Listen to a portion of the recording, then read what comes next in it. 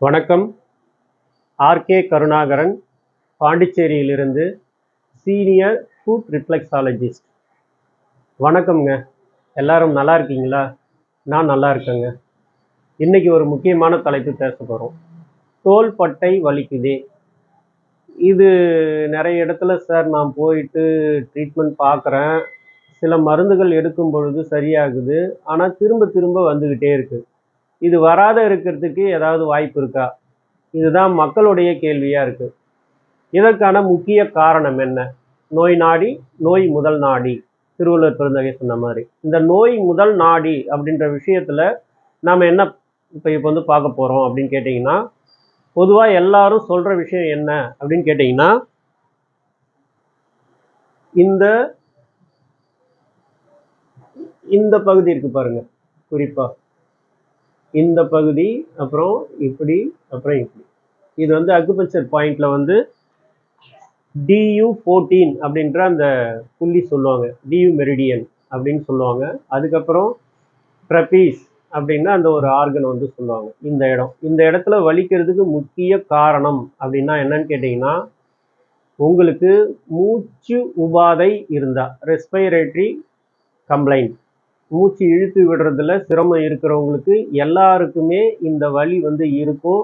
மருந்து மாத்திரை உட்கொண்டாலோ, தைலம் போன்ற எந்த தைலம் தடவினாலோ அந்த நேரம் மட்டுமே உங்களுக்கு வந்து ஒரு ரிலீஃப் கிடைக்குமே ஒழிய கியூர், குணம் என்ற அந்த விஷயம் வந்து கிடைக்கவே கிடைக்காதுங்க.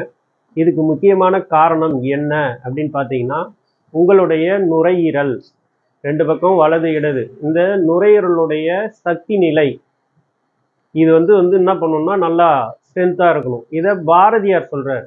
வலிபடைத்த தோழினாய் வா வா வா, உறுதி கொண்ட நெஞ்சினாய் வா வா வா அப்படின்னு சொல்லுவாங்க. இந்த வலிமை படைத்த தோள்களும் உறுதி கொண்ட நெஞ்சமும் யாருக்கு இருக்கும் அப்படின்னு கேட்டிங்கன்னா, உங்களுக்கு இந்த நுரையீரலுடைய கெப்பாசிட்டி நார்மலாக இருக்கணும்.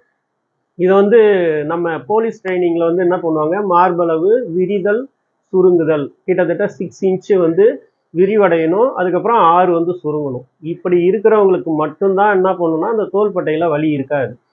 மீதி யாராக இருந்தாலும் இந்த தோள்பட்டை விரிந்து சுருங்கி விரியறதுல இருக்கிற கஷ்டம் இருந்ததுன்னா உங்களுக்கு கண்டிப்பாக தோள்பட்டையில் வலி இருக்கும், மூச்சு உபாதை இருக்கும், அதோடு சேர்ந்து இருதய உபாதை இருக்கும். இந்த முக்கியமான காரணம், நுரையீரலையும் உங்கள் ஹார்ட்டையும் நல்லா பலப்படுத்தலைன்னா இந்த தோள்பட்டை வலியை சரி பண்ண முடியாதுங்க. இதுதான் வந்து முக்கியமாக நான் சொல்ல வந்தது.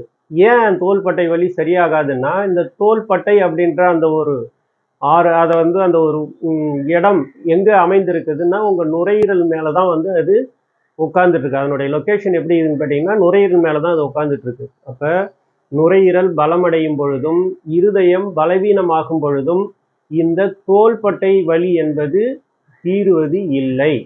மாறாக தோள்பட்டை வலியையும் நுரையீரலையும் வலிமைப்படுத்தும் பொழுது இந்த வலி போய்விடுகிறது.